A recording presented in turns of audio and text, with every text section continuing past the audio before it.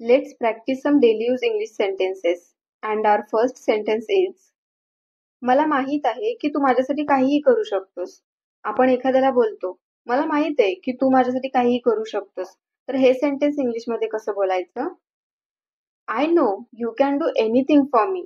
I know you can do anything for me. खोटं खोटं हसू नको. एखादी व्यक्तीला खरंच हसू आलेलं नसतं किंवा अगदी मनापासून हसत नसते, ती वरवरचं हसत असते. तर आपण बोलतो खोटं खोटं हसू नको. तेव्हा काय बोलायचं? Don't smug. Don't smug. दात खाऊ नकोस.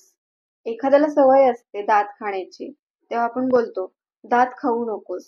तेच सेंटेन्स इंग्लिशमध्ये कसं बोलायचं? Don't grind your teeth. Don't grind your teeth. बोटे मोडू नकोस.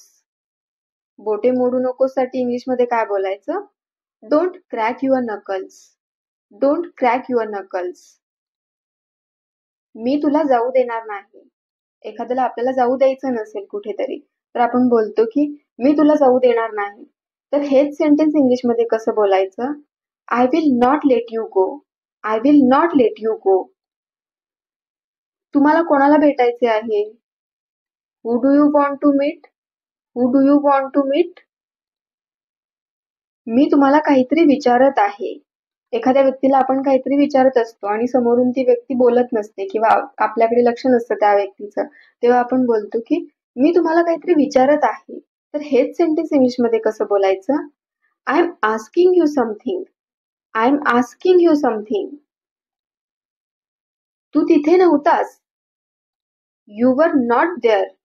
You were not there.